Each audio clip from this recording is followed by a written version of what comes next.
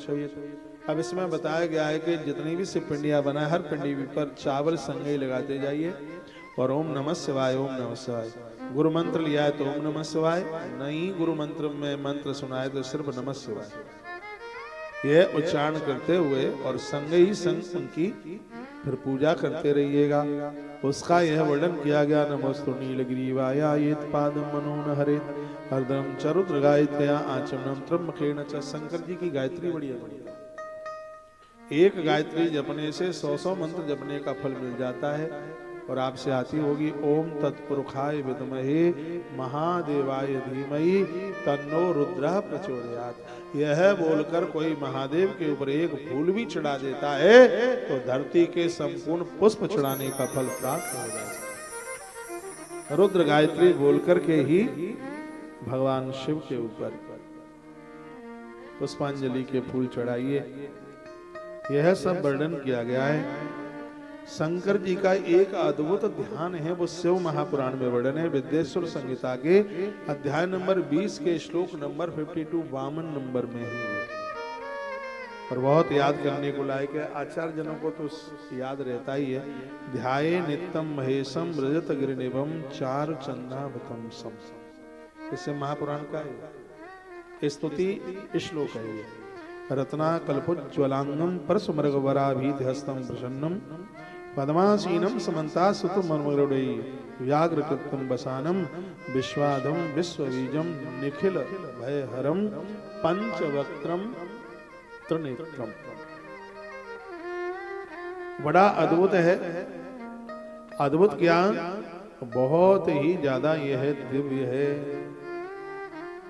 52 number का श्लोक है। कहा है कि जब भगवान शिव को आप भस्म लगा देते हैं तो उनका शरीर रजत गिरिनिभम चांदी की तरह दमकता है, चमकता है। कोई शिव पर भस्म लगाता है भोलेनाथ अति प्रसन्न हो जाते हैं। चांदी के पर्वत की भांति तो दमकते हैं, चमकते हैं। कोई अपने मस्तक पर मनोहर चंद्रमा का मुकुट धारण किए। शंकर जी को आप बहुत आभूषण अलंकार बनवा देते हैं, एक अर्ध चंद्र भी बनाइए। अर्ध चंद्र, आधा चंद्रमा। इससे व्यक्ति अपने क्रोध को जीत लेता है। सौम्य है ना चंद्र, और चंद्रमा जिसके ऊपर अति प्रसन्न हो जाए। व्रत बहुत हैं, 2 व्रत बड़े अद्भुत हैं, एक चांद्रायण और एक पाशुपत। चंद्रमा जिसके ऊपर प्रसन्न हो जाए, इष्ट का दर्शन करा देते नवग्रह में। चंद्रमा की इतनी बड़ी महिमा है। चंद्रमा स्वग्रही होकर के ज्योतिष कहती है, बैठ जाए तो दुश्मन भी अपना हो जाता है। लोग खिंच खिंच करके आते हैं। यदि किसी व्यापारी की कुंडली में चंद्रमा मजबूत होकर के बैठ जाए तो ग्राहक बिना सामान खरीदे जा ही नहीं सकता, मीटिंग फेल हो ही नहीं सकती। चंद्रमा का इतना बड़ा प्रभुत्व और भगवान शिव मस्तिष्क के ऊपर मुकुट में चंद्रमा को धारण करते हैं। लिखा है ना, चारु चंद्रावतम सम। चारु कहते हैं सुंदर, हिंदी में सुंदर कहेंगे, संस्कृत में कहेंगे चारु। चारु में सुंदर। भगवान बहुत प्रसन्न होते हैं। रत्नों के आभूषण धारण करने से उनका श्रीअंग और भी उद्भासित हो उठता है। रत्ना कल्पोज्ज्वलांगम, रत्नों को धारण करने से उनके 4 हाथों में, भगवान महादेव के 4 हाथों का वर्णन से महापुराण में किया गया।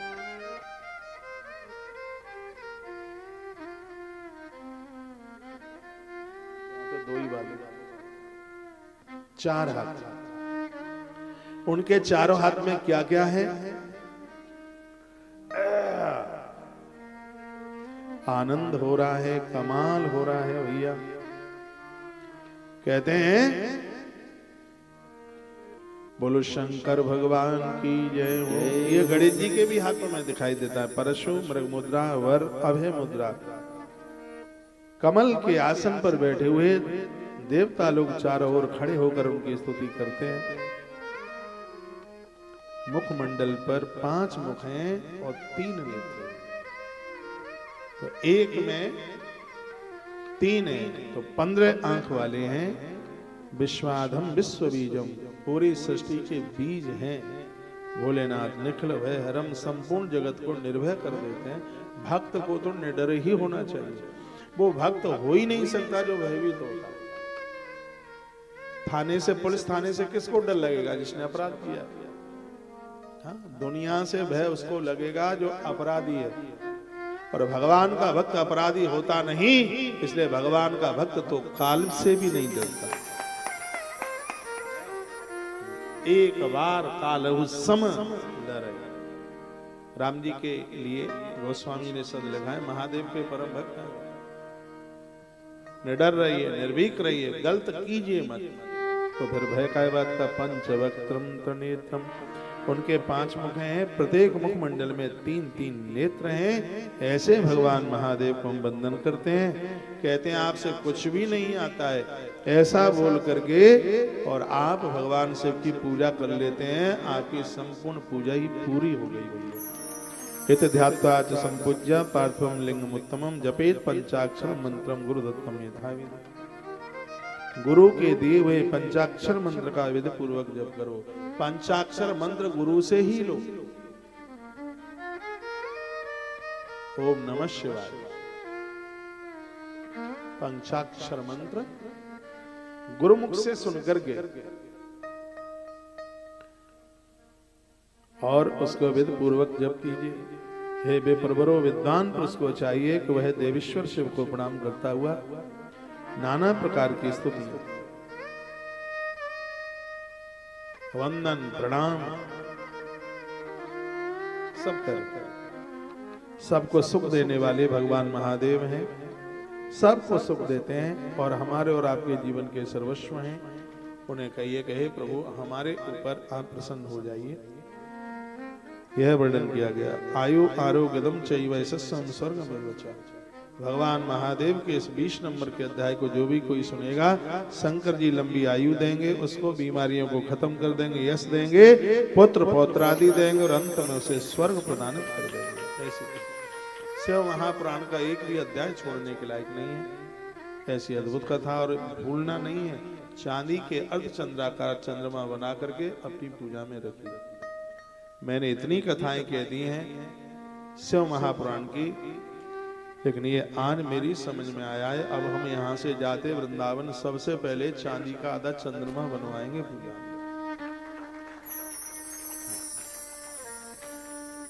बहुत बड़ी महिमा है उसकी, बहुत आनंद की बात है। कितने शिवलिंग बना करके, क्या विद्या प्राप्ति की कामना से पुरुष भक्ति पूर्वक 1000 पार्थिव शिवलिंग। सावन के महीने में जो भी कोई विद्यार्थी पूरा महीना भर 1000 शिवलिंग बनावेगा तो सगरी किताबें माथे में बैठ जाएंगी आके, बिना पढ़े नहीं, पढ़ के। हाँ, सो कहीं आपको ये लगे कि बिना पढ़ के ही बैठ गया, तो फिर तो ना कोई कोचिंग करेगा ना कोई स्कूल जाएगा, तो मिट्टी का बैठा बैठा शिवलिंग ही बनाता रहेगा। और इसमें मैं कभी विश्वास नहीं करता। हम लोगों को अकर्मण्य नहीं बनाना चाहते।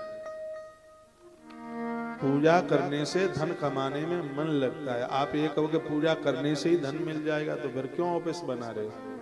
काहे को 10 घंटा ड्यूटी करने को जाते हो? बेलपत्र चढ़ाते रहो सुबह से लेके शाम तक, बैठ के पैसा तो आ ही जाएगा। विश्वास मत कर लेना किसी का। जिस वीडियो पर हम लिख देते हैं कि ये कर लो धन की वर्षा हो जाएगी, ये कर लो भगवान मिल जाएंगे, उस वीडियो को कोई नहीं देखता। और यदि हमारे ऑफिस वालों ने ये लिख दिया कि धन की वर्षा हो जाएगी, तो वीडियो 10 घंटे में 2.5 लाख चलती है। 2.5 लाख लोग देखते कम से कम। तो धन की वर्षा हो जाएगी बातों में नहीं आ जाइएगा। धन की वर्षा तो तभी होगी जब आप मेहनती बनेंगे, जब आप काम करेंगे। तो फिर आपने क्यों लिखा, धन आने के साधन बन जाएंगे। ऐसे कंपनी वाले लोग आपको मिल जाएंगे जो आपको काम देंगे, साधन मिल जाएंगे, साधन बन जाएंगे, रास्ते खुल जाएंगे। उसके लिए हम देव आराधना और धन हमसे अपराध ना कराए, उसके लिए देव आराधना की जरूरत होती है। आप दिवाली पर क्यों भगवान की पूजा करते हैं? कभी सोचा आपने? दिवाली पर लक्ष्मी की पूजा, तो लक्ष्मी के साथ फिर गणेश क्यों पूजते हैं? तो धन चाहिए तो लक्ष्मी को ही पूज लो। गणेश जी को इसलिए हम पूजते हैं क्योंकि लक्ष्मी धन जब चल करके आता है तो दुनिया भर के दुर्गुण भी लेके आता है। धन हमसे अधर्म न कराए, हमारी बुद्धि न बिगड़े, बुद्धि के देवता गजानन है, इसलिए लक्ष्मी माँ के साथ गणेश जी इसलिए पूजे जाते हैं। अब यहाँ लिखा है कि जो बच्चे बालक 1000 मिट्टी के शिवलिंग बनाएंगे, विद्या उनके पास चल करके आ जाएगी, यानी पढ़ने में उनका मन लग जाएगा। वो किताब छोड़ेंगे नहीं, मटर गश्ती नहीं करेंगे, जो पढ़ेंगे वो याद हो जाएगा। मैं बहुत बार कहता हूं कि विद्या प्राप्त करना महात्मा की तपस्या से बढ़ के है, क्योंकि मैं इस लाइन में जिया हूं, इसलिए मुझे मालूम है विद्यार्थी जीवन कितना तपोनिष्ठ है, कितना तपा। इसमें एक बहुत बड़ा टेंशन दिमाग में रहता है, फेल हो गए, नंबर कम रह गए तो माँ बाबूजी डांटेंगे, उनका पैसा, सबसे ज्यादा तो दिक्कत होती है मम्मी पापा का पैसा खर्च हो रहा है, सबसे ज्यादा लोड सिर के ऊपर ये रहता है, उनका धन, उनका पैसा खर्च हो रहा है, ये इतना बड़ा लोड रहता है। बहुत कठिन काम है पढ़ना, और ना पढ़े तो बिना पढ़े नरपशु का हाल। मैं तो कहता हूँ यदि स्टेशन पर कोई कुलीगिरी भी करे तो योग्य होना चाहिए, पढ़ा लिखा होना चाहिए, और बिना पढ़ा हुआ तो मनुष्य भी जानवर से गिरा हुआ है, ऐसा हमारी नीतियां बोलती है। योग्यता, पढ़ाई लिखाई सबको, सिर्फ पैसा कमाने वाली विद्या नहीं, विद्या हमें विनय देती है, विद्या हमें जीना सिखाती है। सच मानिए विद्या तो हमें देवता बना देती है, देव पुरुष बना देती है, ये विद्या की बड़ी महिमा है। तो विद्यार्थी पुरुष प्रीत्या सहस्रामित पार्थिव। मेरी कोई बात इसलिए नहीं काट सकता क्योंकि मैं शीघ्र बातें प्रमाणित कह रहा हूँ। 7 नंबर का श्लोक है, 21 नंबर का अध्याय विद्येश्वरी संहिता है। इसमें लिखा है कि जो विद्यार्थी 1000 शिवलिंग बनाकर पूजन कर जल में उसको प्रवाहित कर दे तो भगवान भोलेनाथ की कृपा से उनके पास संपूर्ण विद्या चल के आएगी, पढ़ने में मन लग जाएगा, किताबें कंठस्थ हो जाएगी, कुछ किताबों से मिलेगा, कुछ अंदर से आ जाएगा अपने आप निकल कर। इतनी बड़ी महिमा। पूजे शिवलिंग मही निश्या तत्फल प्रदम, इसमें का निश्चय ही फल मिलेगा, किसी भी देवता की पूजा निष्फल नहीं जाती, थोड़ी देर लग सकती है लेकिन उसका फल जरूर मिलेगा। काशी में एक महापुरुष हुए विद्याधर, उनको 4 बेटियां थी, विवाह के लायक हो रही थी, पैसे की व्यवस्था थी नहीं, तो वो किसी गुरुजी के पास गए, कहा गुरुदेव बेटियां सियानी हो रही हैं, धन है नहीं, कुछ उपाय बता देते। गुरुजी ने कहा कि गायत्री का अनुष्ठान कर, गायत्री मैया सब कुछ कर दे। जिन घरों में गायत्री का अनुष्ठान होता है वहां कोई दोष नहीं रहता, वास्तु दोष रहता नहीं है, उस घर में बड़ी आवक, बड़ी समृद्धि होती है। नया मकान का उद्घाटन करा रहे हो तो उसमें गायत्री अनुष्ठान जरूर कराओ। गृह प्रवेश के हवन में कभी पूर्णाहुति नहीं होती, और विवाह के यज्ञ में भी कभी पूर्णाहुति नहीं होती। नए ग्रह में आप गृह प्रवेश करने के लिए जा रहे हैं तो क्या खरीद करके लाना है? आप तो टीवी लाएंगे, मानेंगे थोड़ी, डबल बेड लाएंगे, अलमारी लाएंगे, हैं? नए घर में मिट्टी का घड़ा लाइए, चूल्हा लेके आइए, सूप लेकर के आइए, वो धान कूटने वाला यंत्र, ये बड़े शुभ है। ये नए घर में ये चीजें सब पहले पहुंचाई जाती हैं। समी की लकड़ी पर हवन किया जाता है या आम की लकड़ी पर हवन किया जाता है। उसमें शिव का महारुद्राभिषेक और गायत्री का इसमें अनुष्ठान और इसमें वास्तु की पूजा होती है। तो घर तो चिरादे, वो घर तो धाम बन जाता है, तीर्थ बन जाता है, अद्भुत हो जाता है। पूजा में अश्व के पाम के नीचे की माटी, गौ माता के, हाथी के पाम के नीचे की माटी, समुद्र का जल और 7 नदियों का जल, उससे देवों का प्रोक्षण होता है। फिर वो होता है गृह प्रवेश। तो बड़ा आनंद, ऐसे घर में बड़ा सुकून मिलता है। ये सब चीजें होती हैं। शंकर जी ने भी अपना भवन बनवाया, बरगद के पेड़ के नीचे रहते भोलेनाथ, आगे कथा थी। तो बताते हैं कि जब कोई नई नई शादी होकर के आवे तो अड़ोस पड़ोस में रिश्तेदारी में से नौता आते हैं। आपके आए होंगे, जब नई नई शादी होती है तो दूल्हा दुल्हन को बुलाया जाता है, मालूम है आपको? है? आप बुलाए गए होंगे, हाँ, तो खीर पूड़ी चकाचक भोजन, नई बहू आई है, भीड़ भी लग जाती है। तो लक्ष्मी मैया ने नौते पर महादेव को बुलाया।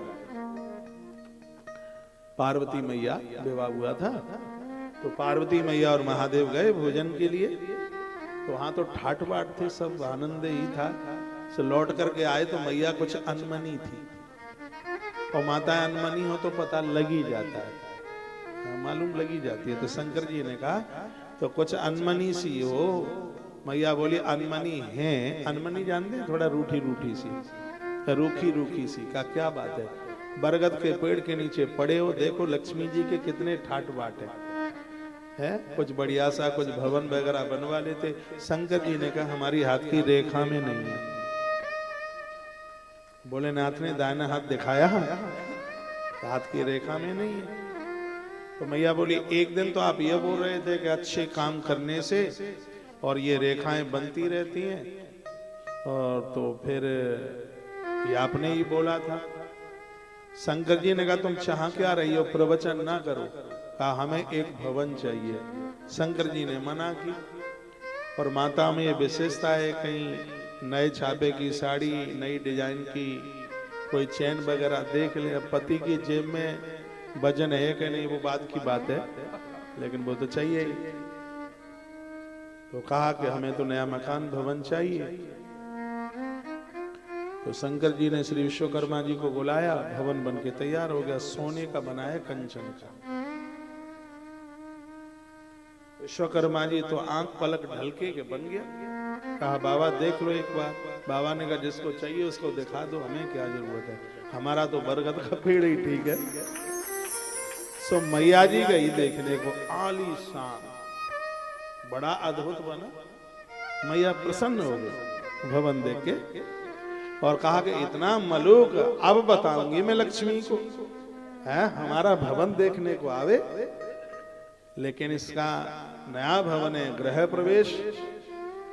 तो 4 वेदों का पंडित रावण को बुलाया गया उसके हुआ बड़े। और ये हमारे ब्राह्मण देवता जितने बड़े बड़े नोट चढ़ाओगे उतने ही करंटदार मंत्र बोले, और फिर तो मंत्र कहां से आते हैं ये भी ना पता लगे। और तुमने सुकड़ी सुकड़ाई छोटी चढ़ाई ना, तो इनको रुद्राष्टाध्याय के 8वां अध्याय कंठ हो तो भूल जाएंगे उस समय।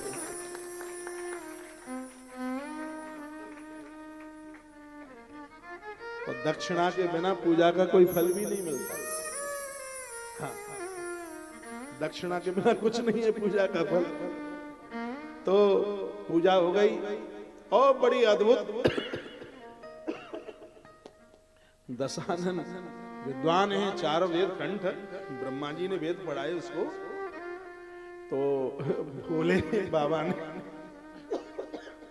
आज हमने केला खा लिया। दीक्षा वाला भक्त कुछ लेकर के आवे तो उसमें से कुछ खाना तो पड़ता ही है। हाँ, तो दीक्षा का केला खा लिया। आप बड़ी श्रद्धा से लाए हैं तो भैया से कोई दिक्कत नहीं है, खा लिया।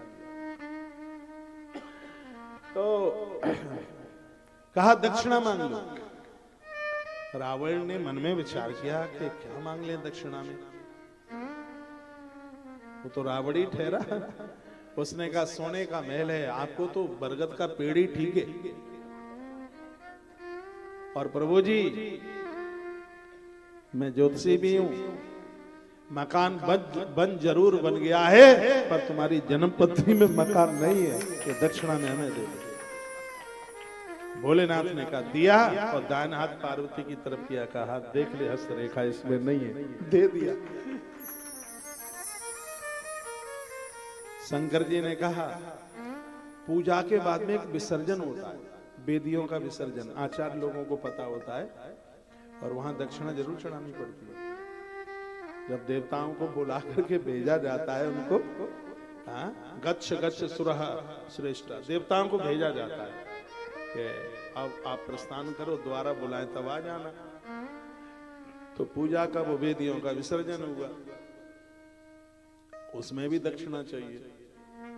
तो महादेव ने कहा कि देव विसर्जन हुआ है, पहले पूजा की दक्षिणा मांगी, अब विसर्जन की पूजा, अब विसर्जन की दक्षिणा मांग लो। क्या चाहिए? मकान दे दिया, पहले भवन दे दिया। तो उसने मन में सोचा कि सोने की लंका तो मिल गई, लेकिन लंगोटी कमंडल वाले के पास में इतनी सुंदर स्त्री, ये क्या करेगा? ये धन का बहुत बड़ा दुर्गुण है। आप बुरा नहीं मानिए, धन बढ़े और अपनी घरवाली सुंदर लगे, ये भगवान की बहुत बड़ी कृपा समझना है। हाँ, नहीं तो रुपया पैसा बढ़ता है तो घरवाली मलूक नहीं लगती। अब आप कहोगे कथा सुनाने को आए हो, भड़काने को आए, तो मेरी ये भी तो बात सुन लो कि दुनिया में परमात्मा ने आपकी घरवाली से सुंदर स्त्री और आपके घर वाले से सुंदर पुरुष नहीं बनाया, और मनुष्य होकर के भी वो देव हैं, इस बात में संतुष्ट है। हाँ, रावण के खानदानी थोड़े ही है कि उसकी बात हृदय में उतर के आ जाएगी। रावण ने सोचा कि भवन इतना बढ़िया है और घर तो तभी सुंदर लगता है, यदि इस घर में कहीं ये पार्वती हो। तो कहा कि आपने घर तो दे दिया, लेकिन घर में रहने वाली तो दे दो। तुम क्या करोगे? पार्वती को हमें दे दो। शंकर जी ने कहा दिया। ऐसा दानी कहां मिलेगा? आप रुपया पैसा दे देंगे, मकान दुकान, लेकिन वहां महादेव, उन्होंने तो घरवाली छिड़क दी, दे दी। वो लेकर के चला। रास्ते में भगवान ब्रह्मचारी बन के आ गए, भड़का दिया, बहका दिया, कहा कि ये पार्वती नहीं है तो उसकी दासी है। रावण उसको छोड़ के चला। पार्वती ने श्राप दे दिया कि हमने इतने मन से घर बनाया, तूने तो एक रात भी नहीं रहने दिया, और याद रखना इसको मैं ही आकर के जला करके राख करूंगी। मां पार्वती बोली। त्रेता का वह जब समय आ गया था, 1000 वर्ष तक मीटिंग हुई थी कि भगवान धरती पर प्रकट हो, तो वायदा शंकर जी ने भी किया था कि मैं भी आऊंगा धरती पर हनुमान बनकर। शंकर जी चले तो पार्वती ने हाथ पकड़ा, कहां जा रहे हो? कि धरती पर जा रहे हैं, प्रभु का अवतार, अब हम भी जाकर के अब कुछ बनेंगे जाकर के। तो कहा हमें भी तो संग लेके चलो। शंकर जी ने कहा हम तो बंदर बनेंगे, तुम्हें कहां लटकाए लटकाए घूमेंगे। पार्वती ने कहा तुम बनोगे बंदर तो हमें अपनी पूंछ बना लेना। तो शंकर जी हनुमान बने और पार्वती मैया को अपनी पूंछ बना लिया। और जब हनुमान जी गए लंका, तो लंका को हनुमान जी ने हाथ पैरों से नहीं जलाया, लंका को हनुमान जी की पूंछ ने जला करके राख कर दिया।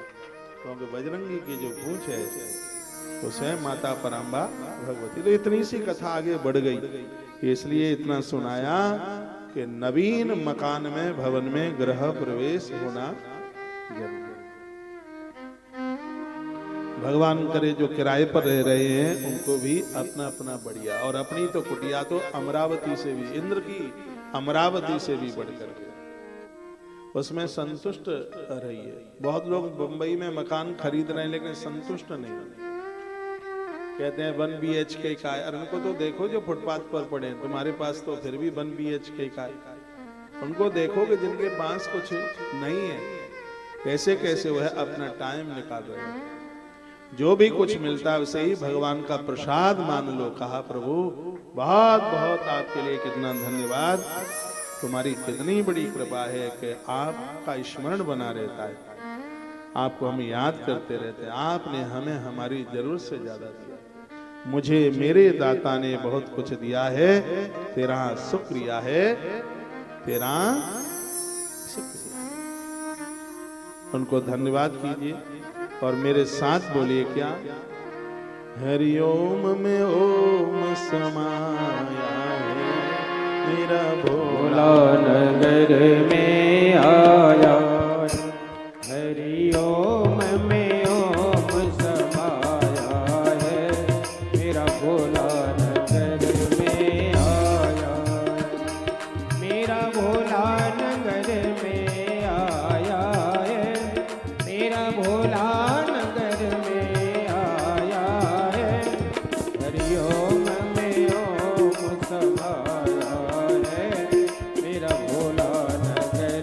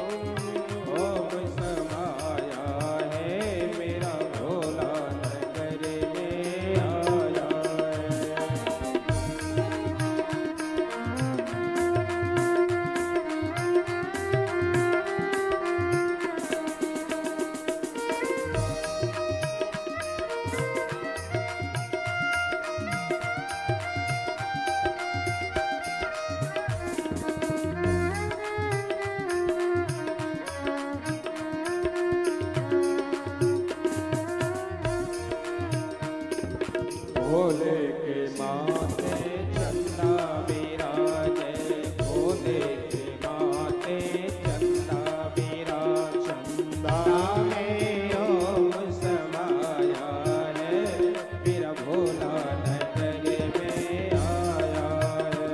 हरि ओम समाया है, मेरा भोला नगर में सब गाओ। आया है।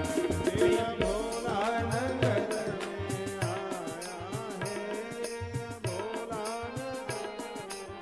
आया है। हरि ओम मेरा भोला नगर में आया है।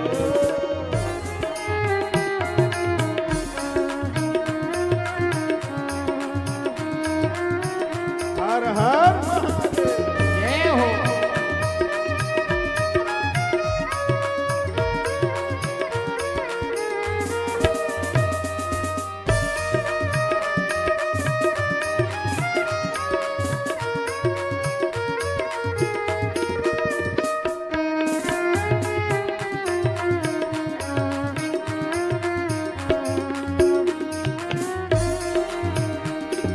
भोला के महल में डमरू विराजे, भोला के हाथ में डमरू विराजे, डमरू में ओम समाया है, मेरा भोला नगर में आया है। हरि ओम में ओम समाया है, मेरा भोला नगर में आया है। मेरा भोला नगर में आया है, मेरा बाबा नगर में आया है। ओम में ओम समाया है, मेरा भोला नगर में आया है। ये हो समाया है, मेरा भोला नगर में आया है।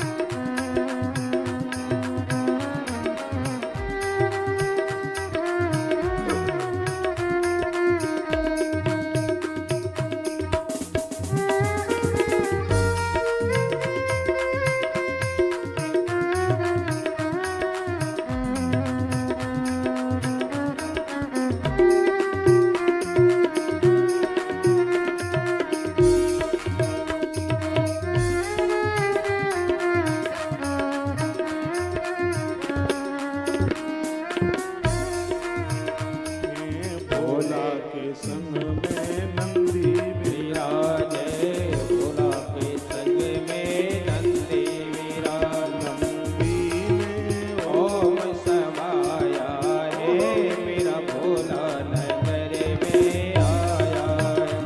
हरि ओम में ओम समाया है, मेरा भोला नगर में आया है।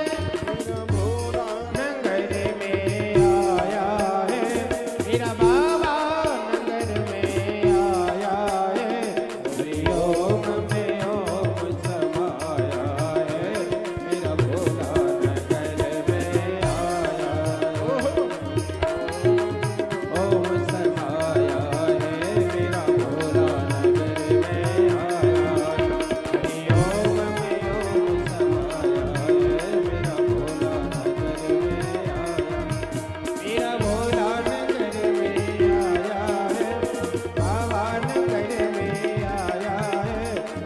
ओम में ओम समाया है, मेरा भोला नगर में आया है। ओम में ओम समाया है, मेरा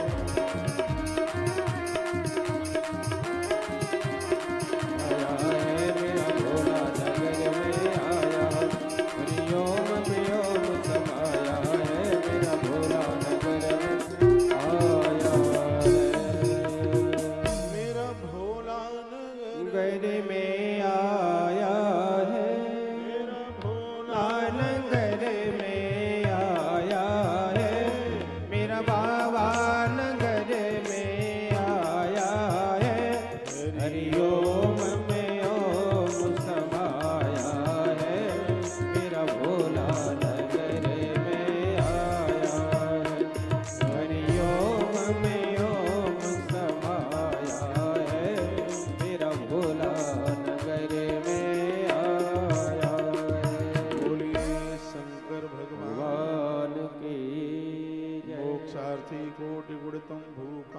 भूकामश्य सहस्रकम्। कहते हैं कि भूकामश्य भूमि की अभिलाषा रखने वाले को पूरा प्रदोष के दिन, सोमवार के दिन या पूरे सावन में 1000 मिट्टी के शिवलिंग बना करके उनकी पूजा कर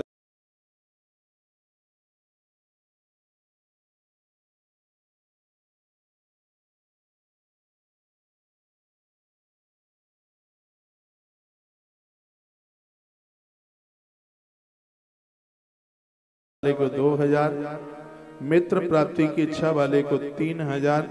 और कहते हैं कि यदि कोई 100 मिट्टी के शिवलिंग बना करके भी पूजा कर लेता है, उसके ऊपर किसी का उच्चाटन, जादू, टोना टोटका हो ही नहीं सकता। आज लोग थोड़े खोटे काम वाले ज्यादा हैं, तंत्र वगैरह करते हैं, मिर्च फोड़ेंगे, नींबू काटेंगे और उल्टा पुल्टा करते हैं। भगवान शिव की पूजा ऐसी है, शंकर तो तंत्र का भी बाप है। भगवान भोलेनाथ के साधक के ऊपर किसी का तंत्र नहीं चलता, ऐसा भगवान व्यास बोल रहे हैं इस ग्रंथ में। आप किसी भी देवी देवता के भक्त क्यों नहीं हैं, आप भगवान शिव के पूजन जरूर कीजिए। चोराद संगठित यम पार्थवानम सतत स्वयं, उनके ताले नहीं टूटेंगे, उनके धन की चोरी नहीं होगी, उनके सामान का नुकसान नहीं होगा, जिनके द्वारा 200 मिट्टी के शिवलिंग बनाकर और उनका ये पूजन किया गया है। विशेष पर्व पर, जैसे साल में महीने में एक बार संक्रांति आती है, कृष्ण पक्ष में पड़ती है, घर के 4 लोग बैठ जाओ, 200 मिट्टी के शिवलिंग बनाने में कितनी देर लगती है, कुछ भी नहीं, हाल ही बन।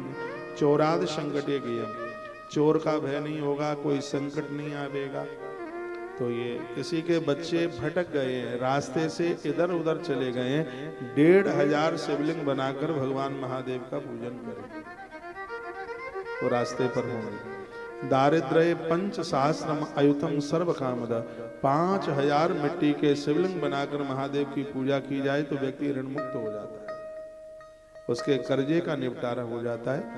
देखा, एक पार्थिव लिंग का भी जो कोई नित्य पूजन करता है, जिंदगी भर, जीवन भर एक मिट्टी का शिवलिंग बना करके और वह अपने जीवन भर उनकी पूजा करता है। एक पाप हरम प्रोक्तम, कहा गया है कि सर्व कामान कारणम परमीर्तम, उसका जीवन में कभी काम नहीं बिगड़ सकता और अंत में वह भगवान के धाम को ही जाएगा, उसकी मृत्यु नहीं बिगड़ सकती।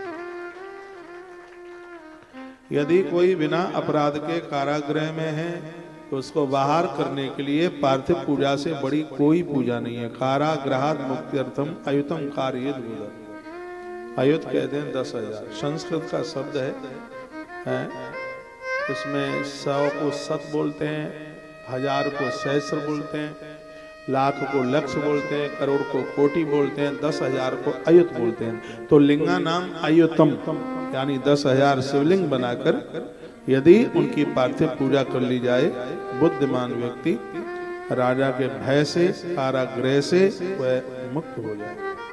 अपुत्र 55 सहस्राणी प्रकार ये थी। यदि किसी का बच्चा रूठ गया, अपनी पत्नी को लेकर के दूर चला गया, दूसरी जगह रह रहा, माता पिता से बात ही नहीं करता, 55,000 मिट्टी के शिवलिंग बनाकर पार्थिव पूजा करके उनको वंदन पूजन किया जावे तो माता पिता की औलाद, बेटा बहू उनसे दूर नहीं जाएंगे। वर्णन है अपुत्र या किसी को संतान नहीं है तो भी, ये पूरा अध्याय है, 21 नंबर का अध्याय, अपने घर भी आप पढ़ सकते हैं। कोट में कांत लिंगानाम यह करोत नरो भी, जिसने अपने जीवन में 1 करोड़ मिट्टी के शिवलिंग अपने हाथों से बना करके पूजन किया है तो इस कलकाल में भगवान महादेव प्रत्यक्ष रूप से उसके सामने आकर के खड़े हो जाएंगे। यह श्लोक 21 नंबर का श्लोक है। जो मनुष्य पृथ्वी पर 1 करोड़ शिवलिंग का अर्चन करता है वो साक्षात शिव स्वरूप हो जाता है, उसे भगवान महादेव का उसे दर्शन हो जाता है। बिना लिंगार्चनम यस्या कालो गच्छत नित्यसा महाहानिर भवे तस्य दुर्वतस्य दुरात्मा।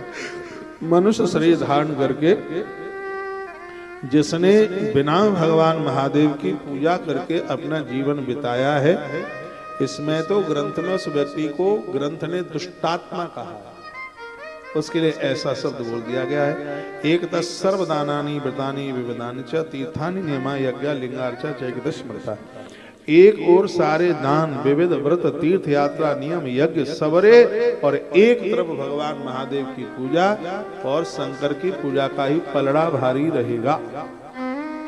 गुरु मंत्र में कोई भी मंत्र मिला है तो भी ओम नमः शिवाय मंत्र का जप करते रहिएगा।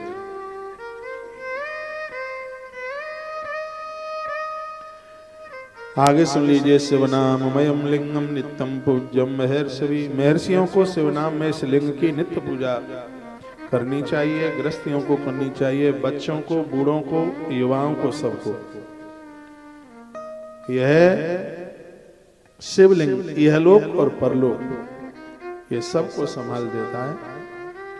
और एक बात बहुत लिखने के लायक है, वो आप लिख सकते हैं। क्या लिखना है? बिना भस्म त्रपुंडेण बिना रुद्राक्ष मालया बिल्व पत्रम बिना नैव पूजित शंकरम बुधा।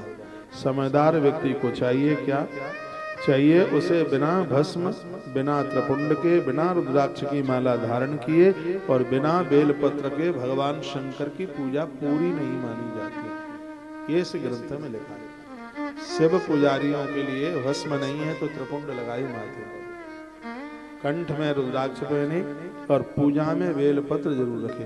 बेलपत्र नहीं मिलता है तो चांदी के बेलपत्र बनवा लो और वही धो धो करके चढ़ाते रहिए। इसी ग्रंथ में लिखा है कि तुलसी और बेलपत्र ऐसा है, इसको धो धो करके 6 महीने तक आप चढ़ा सकते हैं, ये कभी बासे नहीं होते। इतनी ही बड़ी बात, 6 महीने तक इसको धो धो करके आप चढ़ा सकते हैं। यदि उपलब्ध नहीं हो पाते हैं तो आप रजत के, आप चांदी के बनवा करके रखवा लीजिए। श्लोक लिखा है ना, 55 नंबर का श्लोक है, 22 नंबर का अध्याय, विद्येश्वर संहिता है। सीधी भैया, यहाँ तो खुली डायरी है, स्पष्ट लिखा है बिना भस्म त्रपुंडेण बिना रुद्राक्ष मालया। भस्म ना हो तो मिट्टी उठा करके रगड़ लो, माथे पर लगा लो। और बड़ा अद्भुत लिखा है, वो भी ना मिले तो पानी हाथ में ऐसे घिस करके पानी का जल का ही त्रिपुंड लगा लो। बिना भस्म त्रिपुंडेण बिना रुद्राक्ष मालया बिल्वपत्रम बिना नैव पूजित शंकरम बुधा। लिखा है बिना भस्म त्रिपुंड लगाए, बिना रुद्राक्ष की माला धारण किए, बिल्वपत्र के बिना भगवान शंकर की पूजा न करें। यहाँ तो ये और लिख दिया, क्योंकि उस पूजा की संपूर्णता फल तो तब मिले अब आपके कंठ में रुद्राक्ष है, माथे पर त्रिपुंड है। इसमें तो लिखा है कि मिट्टी से ही त्रिपुंड लगा ले। लिखा है ना, भस्म प्राप्त मुनिश्रेष्ठा प्रदेश पूजने तस्मान मृदापि। मृद कहते हैं मिट्टी को। यदि भस्म और चंदन उपलब्ध नहीं है तो मिट्टी ही माथे पर लगा लो। कर्तव्यम ललाटे च त्रिपुंडकम। ललाट पर त्रिपुंड लगा करके फिर ये पूजा कीजिएगा तो भगवान महादेव बहुत कृपा कर देते हैं। आइए नेक्स्ट, इसका जो टॉपिक है वो ये है कि भगवान महादेव के ऊपर चढ़ा हुआ प्रसाद खाना चाहिए कि नहीं खाना चाहिए, और खाना भी चाहिए तो किसको खाना चाहिए और नहीं खाना चाहिए तो किसको नहीं खाना चाहिए। और यह अध्याय नंबर 22 अध्याय, 22 नंबर का अध्याय है, विद्येश्वर संहिता है। सुन लो, बड़े काम की बात है। और मैं यह अध्याय आपके बीच में अब मैं आरंभ कर रहा हूं। भाषा समझ में आ रही है पीछे तक? धन्यवाद। ऋषियों ने कहा, अग्राह्यम शिव नैवेद्यमिति पूर्वम श्रुतम बचः। हे महामुने, हमने पहले सुना है कि भगवान शिव को अर्पित किया गया नैवेद्य अग्राह्य होता है, यानी ग्राह्य नहीं होता। तो क्या इसमें आपका क्या मत है? ये 88,000 ऋषियों ने पूछा सूत जी को। सूत जी पुराण वेदता है, 18 पुराणों की कथा उन्होंने एक ही व्यासपीठ से 12 साल में सुना दी, महात्मा सूत जी ने। तो वो क्या कहते हैं, सुरद्धम मुनियः सर्वे सावधानतया धुना। हे महात्माओं, ये प्रसंग थोड़ा सावधान होकर के सुन लें। सर्ववदामि संप्रीत्या धन्या यूयम शिव व्रता। आप लोग शिव व्रत धारण करने वाले हैं, अतः आप लोग धन्य हैं। आपने जो प्रश्न किया है जगत कल्याण के लायक है प्रश्न। शिव भक्त शुचि शुद्ध सदव्रती दृढ़ निश्चया भक्षये शिव नैवेद्यम तजेदः ग्राह्य भावना।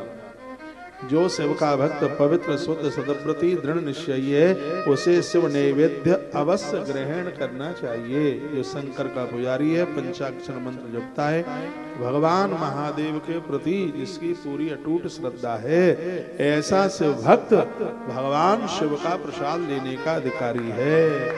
उसे ये प्रसाद लेना चाहिए। इसलिए लेना चाहिए क्योंकि इस प्रसाद की कितनी बड़ी महिमा है। दृष्टाप शिव नैवेद्यम यान्ति पापानि दूरतः।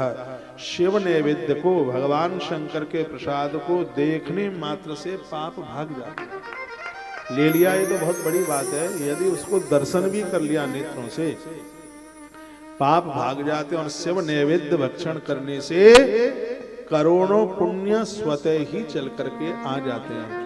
इसको कोई काट नहीं सकता। लिखा है 4 नंबर का श्लोक है, विद्येश्वर संहिता का 22 नंबर का अध्याय है। जो लोग यह कहते हैं कि शिव के ऊपर चढ़ा हुआ प्रसाद चरणामृत लेने वाला स्वान कुत्ता बनता है, तो ये कहने वाले इतना बड़ा अपराध कर रहे हैं, घोर अपराध कर रहे हैं। शंकर उन्हें माफ नहीं करेंगे। विद्येश्वर संहिता के अध्याय नंबर 22 के श्लोक नंबर 4 में लिखा है, भुक्ते तो शिव नैवेद्य पुण्या न्यायांत कोटिस। भगवान शंकर का प्रसाद लेने वाले व्यक्ति के पास एक ही बार में करोड़ों पुण्य दौड़े दौड़े चल करके आ जाते हैं। जैसे नदियां सागर में गिरती हैं, वैसे पुण्य उस महापुरुष के हृदय में प्रवेश करते हैं। शिव के प्रसाद की इतनी बड़ी महिमा। अलम याग सहस्रेणा पिलम यागा बुधैरपि भक्षते शिव नैवेद्य शिव सायुज्य मापनीय। हजारों यज्ञों की बात कौन कहे, जो शिव नैवेद्य खाने से प्राप्त हो जाता है, शिव का नैवेद्य खाने से तो शिव सायुज्य की प्राप्ति हो जाती है, भगवान शिव का सानिध्य मिल जाता है। आगे एक गुण निधि की कथा और बता दी है। शंकर जी का ही प्रसाद लेने वाला एक अपराधी अंत में जाकर चौथे जन्म में कुबेर बना जाकर, वो कथा आज आप सुनिए। वो शंकर के प्रसाद का ही प्रभाव आगे आप सुनेंगे। अब आगे के श्लोक देखिए। यद ग्रहे शिव नैवेद्य प्रचारोपि प्रजायते तदग्रहम पावनम सर्व अन्य पावन कारण। इस श्लोक का अर्थ है, जिस घर में भगवान शिव को भोग लगाया जाता है। अब देखो, अब यहाँ शंकर जी की कथा, इसलिए बार बार शिव जी का नाम आ रहा है। इस कथा को ऐसे जोड़ देना चाहिए कि जिनके घर में प्रत्येक दिन भगवान को भोग लगाया जाता है, तदग्रहम पावनम सर्व अन्य पावन कारणम, कहते हैं कि वह घर इतना पवित्र हो जाता है, इतना पावन हो जाता है कि चूल्हे की अग्नि यज्ञ की अग्नि के रूप में प्रकट हो जाती है उनके घर। जिनके घर में तदग्रहम पावनम, वो घर पवित्र हो जाते हैं, तीर्थ की तरह हो जाते हैं। कल या परसों भी मैंने आपको निवेदन किया है, हर घर में प्रत्येक दिन भगवान का भोग लगना चाहिए, प्रत्येक दिन। ऊट पटांग खाने से आप बच जाएंगे। कल ही तो मैंने बोला था, राम जी ने पूछा हम कहाँ रहे, तो महर्षि वाल्मीकि जी ने कहा तुम ही निवेदित भोजन करें। जिसके घर में आपका भोग लगा करके भोजन होता है, उनके घर में आपका वास होना चाहिए। आज दीक्षा लिए एक बहन ने कहा, महाराज जी आपकी कथा सुन के ही हमारे तो घर में भोग लगना आरंभ हुआ है। अब कौन दीदी बोली है? आज ही बोली। मैं तो आप सबको ही कहूंगा कि सबके ही घर में भगवान का भोग लगना चाहिए। एक बात और सुन लो, मंदिर में 10 भगवान है तो 10 जगह भोग लगाने की जरूरत नहीं है। एक ही जगह भोग लगाने से सगरे देवताओं को वही समर्पित हो जाए। बहुतों के मंदिर में 25 कटोरी होती है। गणेश जी की अलग होती है एक छोटी, दुर्गा मैया के लिए अलग होती है, हनुमान जी के लिए अलग होती है, महादेव बाबा के लिए अलग होती है, कन्हैया जी के लिए अलग होती है, सबके लिए अलग। पूरा का पूरा मंदिर कटोरियों से भरा हुआ होता है। 100 जगह भोग लगाने की जरूरत नहीं है। एक ही जगह देव बैठे हैं, बस एक ही थाली में सब कुछ रख करके और आप भोग लगा दे।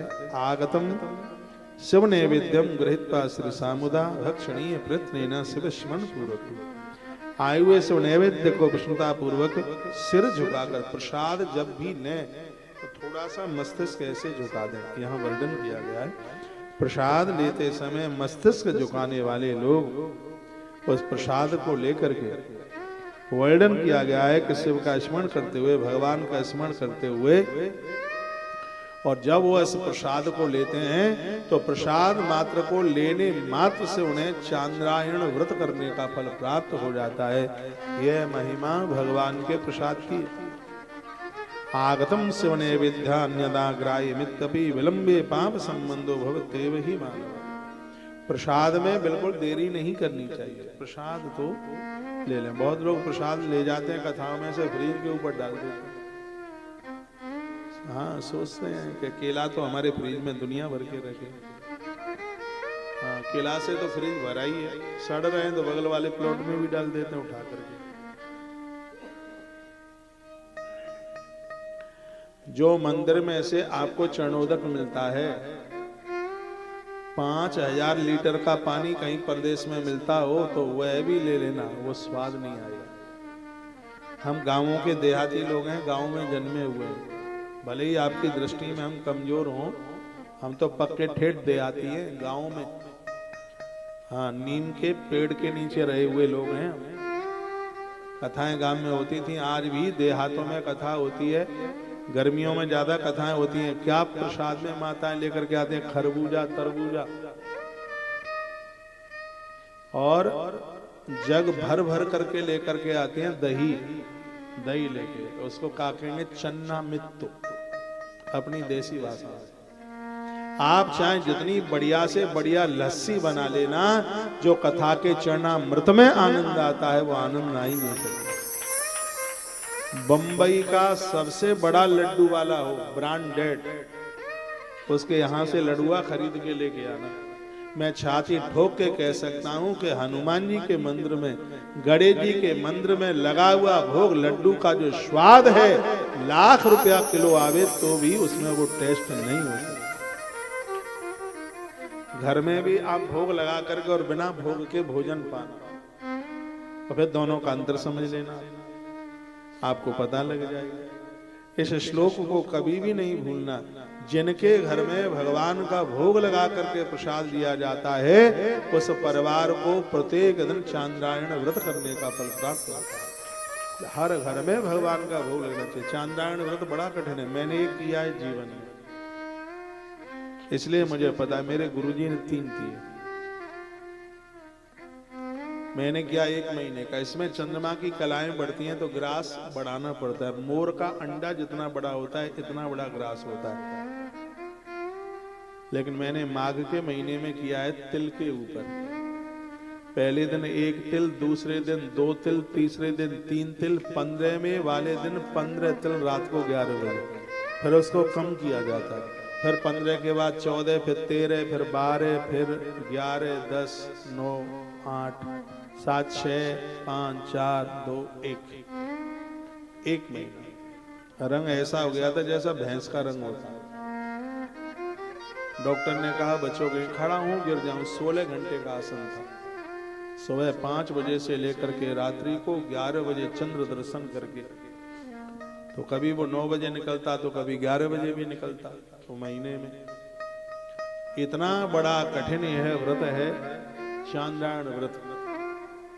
द्वारा करने की हिम्मत नहीं पड़ी, लेकिन ये मुझे पता है कि इस व्रत करने के बाद ये मांस का लोथड़ा क्या बन गया ये मैं ही जानता हूं। ये मैंने अपने विद्यार्थी काल में किया। इतना बड़ा कठिन है व्रत, चांद्रायण व्रत। तिल का वजन कितना होता है? तिल लेने के तत्पश्चात वस्त्र सिर्फ जल। और सबसे कठिन काम इसमें यह है कि 16 घंटा बाथरूम नहीं जा सकते, और गए भी हो तो उसी समय नहाना पड़ेगा, स्नान करना पड़ेगा। बड़ा वो सब कठिन होता है। चांद्रायण व्रत और पाशुपत व्रत दोनों बहुत कठिन है। और ये कह करके मुझे इतना आनंद आ रहा है, जिनके घर में प्रत्येक दिन भगवान को भोग लगता है उस परिवार को चांद्रायण व्रत करने का फल प्राप्त होता है। इसलिए मैं सभी सनातन बंधुओं को, बहनों को कहना चाहूंगा कि प्रत्येक दिन भगवान का भोग लगे। घर में बच्चे लहसुन प्याज खाते भी है तो उनके तड़का तुड़की का बर्तन एक तरफ कर दो। दोपहर की रसोई का भोग लगना ही चाहिए। सुबह मिश्री का लगा लो, ड्राई फ्रूट का, सूखे मेवा का लगा दो, वर्णन है इसमें, सूखे मेवों के वो लगा दो, बतासे का लगा दो, गुड़ का लगा दो, सुबह रात्रि को दूध का लगा दो। रात्रि को अन्न का भोग आपको नहाना पड़ेगा, रसोई वसोई सब साफ करनी पड़ेगी, इसलिए आप गृहस्थियों के लिए दोपहर का एक ही समय का भोग भगवान का ठीक है, बस दोपहर को लगा दो। दोपहर को तो लगाओ, ठाट वाट से लगाओ, आनंद के साथ लगाओ, रोज लगाओ। भगवान का भोग लगाओगे तो 3 चीजें आपके घर में रहेंगी, आप लिख लेना। एक का नाम है सत्य, एक का नाम है समर्पण, और एक का नाम है शांति। धन कितना भी हो, यदि शांति नहीं है तो सब बेकार है। धन कितना भी हो, घर के लोग झूठ बोलते हैं तो सब बेकार है। आप चाहेंगे कि आपका घर वाला आपसे झूठ बोले, आप बर्दाश्त कर लेंगे? नहीं कर सकते। गया कहीं है, बोले कहीं, बेटा हो, पति हो, पत्नी हो, कोई भी हो, झूठ बोलने वालों से बड़ी नफरत होती है। आप चाहेंगे कि आपका पति आपके खर्चे को पैसा ना दे, समर्पण बात बोल रहा हूं, आप चाहेंगे हैं? आप लड़ लेंगे, नहीं तो कहेंगे मैं मायके चली जाऊंगी तो देखता रहूंगा। 3 चीजें हर घर में होना जरूरी है, सत्य, समर्पण और शांति। राम जी ने ही तो पूछा था हम कहां रहे, तो महात्मा महर्षि वाल्मीकि जी ने कहा तुम कहां नहीं हो, तो उन्होंने कहा हम तो सब जगह, लेकिन 2 मेरे साथ और आए ना, जानकी और लक्ष्मण, इनके साथ हम कहां रहे। तो राम सत्य है, लक्ष्मण समर्पण है, और सीता माता शांति है। तो महर्षि वाल्मीकि जी कहते हैं तुम ही निवेदित भोजन करही, प्रभु प्रसाद पट भूषण। जो आपका भोग लगा करके, जिन घर में आपका भोग लगा करके रसोई आरंभ होती है, उस घर में आप तीनों का वास हो। तो आज की कथा में से यह लेके जाना है यहाँ से। अब हमारे पास नोट तो है नहीं देने के लिए, हाँ, और आपको हमारे नोटों की जरूरत भी नहीं।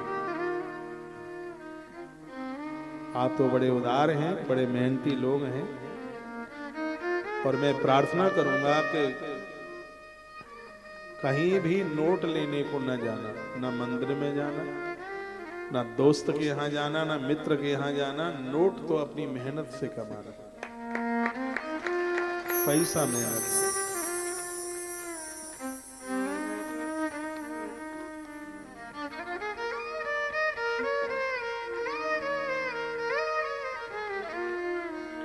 भूखे बैठे रहना, इतने लोगों से पैसा मत लेना कभी, लिख लें। एक मंदिर के पुजारी से ऋण मत लेना, एक वैदव्य नारी से ऋण मत लेना जिस नारी का पति नहीं है, एक गुरु से कभी भी ऋण मत लेना, उससे कभी नहीं लेना उससे। एक गुरु भाइयों से कभी ऋण मत लेना, जो गुरु भाई, जो गुरु बहन, उनसे कभी ऋण मत लेना। साधु का पैसा ठीक नहीं है, गुरु का पैसा ठीक नहीं है, पुजारी का पैसा भी ठीक नहीं है, और वैधव्य नारी का जो धन, जिसको बेचारी को आदमी भी नहीं है, यदि वो पैसा उसका न चुका तो बेल बांध देगा, चौपट कर देगा, खत्म कर देगा, छोड़ेगा नहीं किसी को। मनपुर में भी इनका पैसा कभी खाना मत, लिया भी है तो तत्काल उसको वापस दे देना, उनका पैसा नहीं रखना कभी, इनका पैसा रखने के लायक नहीं है। मैं वही प्रसंग में आ रहा हूं, मैं अपने सब्जेक्ट से अलग नहीं हटूंगा। इसमें शिव नैवेद्य की बात कही गई है। भक्षणीय प्रत्नेन शिव स्मरण पूर्वकम, कहते हैं कि प्रसाद हमेशा देवता का स्मरण करके लीजिएगा, वो प्रसाद हमें पावन कर देता है, हमें विशेष बना देता है। जिसमें शिव नैवेद्य ग्रहण करने की इच्छा उत्पन्न नहीं होती, भगवान का प्रसाद लेने से लोग मुंह तकराते हैं, ऐसे मुंह घुमाएंगे, इसको लोमड़ी की तरह मुंह घुमाएंगे। आपको मालूम है कि माता सवरी ने जब बेर चक चक करके दिए तो लक्ष्मण ने मुंह बनाया, अब ऐसा तो है नहीं कि राम जी कोई वो बेर खिला रही होगी, लखन भी तो साथ में थे, उनको भी तो कहा होगा, ये थोड़ी का, ये तो नहीं सोचा हुआ कि ये भूखा खड़ा रहे। तो उसने लक्ष्मण को भी बेर दिए। अब लक्ष्मण जी ने मुंह बना लिया, ये भिलनी और हमें जूठे बेर खिलाती है। राम जी कुछ कहे नहीं, सो अचक से यूं लिया और यूं पीछे फेंक दिया बेर। वही बेर सालमली द्वीप में द्रोणागिरी पहाड़ पर संजीवनी बूटी बन गया। प्रसाद था, प्राण बचा दिया। ये तो बचना मुश्किल हो जाता। प्रसादम सर्व दुखान, प्रसाद तो दुखों का नाश करता है। वाहवा बेटा, ऐसे उत्पाती हम भी थे। बच्चों को देख करके हमें अपनी उद्दंडता याद आ जाती है। हाँ प्यारा है, आपका ही है क्या?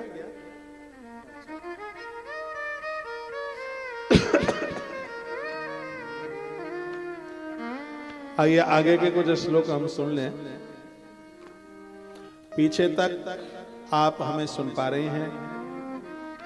आवाज आ रही है? धन्यवाद। तो हो सके, इसमें मेरी कोई जबरदस्ती नहीं है, यदि हो सके तो घर में भगवान का भोग लगाना शुरू कर दो। और एक बात और सुन लो, घर में कुछ भी नहीं है तो तुलसी पत्र तो है, तुलसी का पत्ता रख दीजिए, भगवान संतुष्ट हो जाएगा। गणेश जी के ऊपर तुलसी नहीं चढ़ती है, सबको पता होना चाहिए, लेकिन सगरे देवताओं के भोग में तुलसी चढ़ती है। महादेव का दिया हुआ वरदान है। सगरे देवताओं के भोग में, हनुमान जी के भी भोग, सबके भोग में तुलसी चढ़ती है। शिव दीक्षान्वितो भक्तो महाप्रसाद संगीकम सर्वेषामपि लिंगानां नैवेद्यम भक्षये शुभम। जो शिव दीक्षा से दीक्षित हैं, जिनके गुरुजनों ने शिव मंत्र सुनाया है, ऐसे लोग भगवान महादेव का अभिषेक का प्रसाद लेने के पूर्ण रूप से अधिकारी हैं। हम अपने भक्तों को दीक्षा देते हैं तो शिव मंत्र सुनाते हैं। मैं तो सबको ही बोलता हूं, कोई भी मंत्र आप जपते हैं, भगवान शंकर का ओम नमः शिवाय जरूर जपिए। जिसकी जिह्वा से ओम नमः शिवाय निकलता है और ऐसे मुख का कोई दर्शन कर ले, तत्काल उसे प्रयाग की त्रिवेणी नहाने का फल मिल जाता है। ये रुद्र संहिता में लिखा है इसी ग्रंथ। विद्येश्वर संहिता में भी ये वर्णन है, उसमें रुद्राक्ष महात्म्य के आसपास अभी नंबर आएगा। आज की कथा बड़ी अद्भुत है, जाना मत।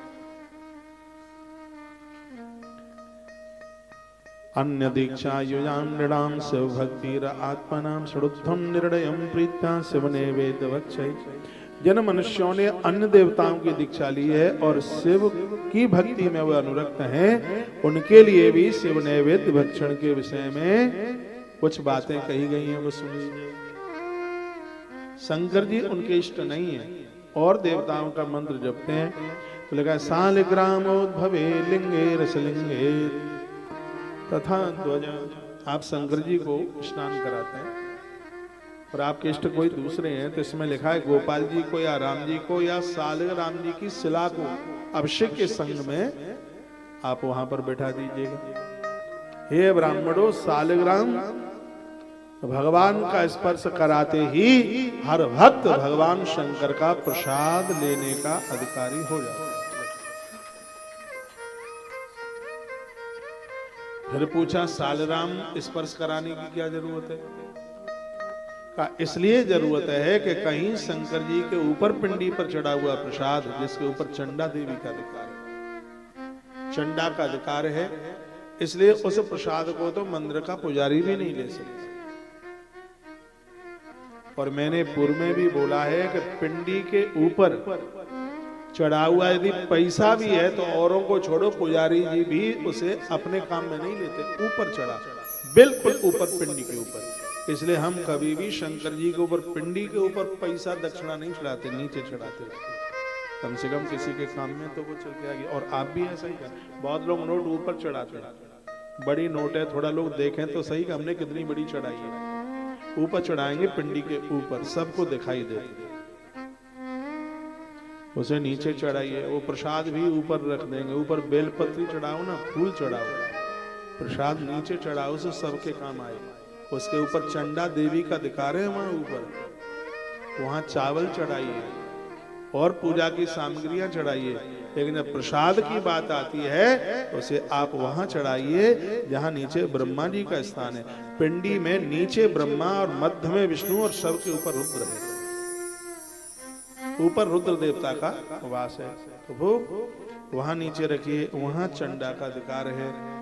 फिर यहाँ पर बात कही, जो मंदिर 100 वर्ष से पुराना है, पूरी बात सुन लो, जो मंदिर 100 वर्ष से पुराना है ऐसे शिव मंदिर में शिव पिंडी के ऊपर चंडा का अधिकार नहीं है। जो स्वयंभू हैं, धरती फाड़ करके प्रकट हुए हैं, उसके ऊपर भी चंडा का अधिकार नहीं है। और जो नर्मदेश्वर है, बाण लिंग है, उसके ऊपर भी चंडा का अधिकार नहीं है।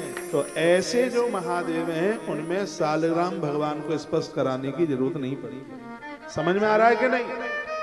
जो मंदिर 100 साल से पुराना, बाबुलनाथ भगवान है 500-400 साल हो गए, हाँ 100 वर्ष से पुराना है, बहुत लंबा। आप ही तो बता 300, हाँ 300 साल, 300 वर्ष पुराना है। तो जो 100 वर्ष किसी मंदिर को हो गया है तो उसकी गिनती स्वयंभू में आ जाती है। कोई भी मंदिर है 100 वर्ष उसके पूरे हो गए हैं, उसकी गिनती स्वयंभू में आ गई है। और ऐसा कहते हैं कि यदि किसी भी मंदिर को 100 वर्ष से ज्यादा समय हो गया है तो उस मंदिर की पूजा स्वयं सिद्ध लोग करते हैं, महापुरुष करते हैं, महात्मा करते हैं। और जो मंदिर स्वयंभू हैं, अपने आप ही प्रकट हो गए हैं, उन मंदिरों की सेवा स्वयं देवता करते हैं, स्वयं देवता करते हैं। बद्रीनाथ केदारनाथ भगवान को देखे, बद्रीनाथ की जो सेवा है, जो पूजा है, वो स्वयं देवर्षि नारद जी करते हैं। वहां तो ताला डल जाता है, इतनी सर्दी होती है। और चमत्कार देखो उसका, उस मंदिर का कितना बड़ा है। भगवान को पोशाक पहनाई जाती है और 6 महीने के लिए पोशाक रख दी जाती है। अखंड दिया जलता रहता है, 6 महीने में कितना घी जलेगा, कनस्त्रों में रख दिया जाता है। और चाबी आ जाती है ऋषिकेश में, रुद्रप्रयाग की तरफ इधर आ जाती है। अक्खा तृतीया को दरवाजा खुलता है। लेकिन चमत्कार की बात यह होती है, जो 6 महीने पहले जो पहनाई गई है पोशाक वो उतरी हुई होती है और भगवान दूसरी पहनी हुई होते हैं। अखंड ज्योत जल रही होती है और कनस्तर में 1 ग्राम भी घी नहीं रहता। यह हमारे सनातन के देवता केदारनाथ भगवान की पूजा स्वयं बद्रीनाथ करते हैं। और बद्रीनाथ की पूजा है वो देवर्षि नारद जी करते हैं। इतने तो अभी मैंने आपको बोला है 100 वर्ष से ज्यादा यदि कोई भी मंदिर हो गया है तो उस मंदिर की पूजा सिद्ध करते हैं, महापुरुष करते हैं। कोई संसारी आंखें देख भले ही ना पाए, उनकी पूजा वह करते हैं। और जो स्वयंभू हैं उनकी पूजा स्वयं देव करते हैं, स्वयं देवता करते हैं।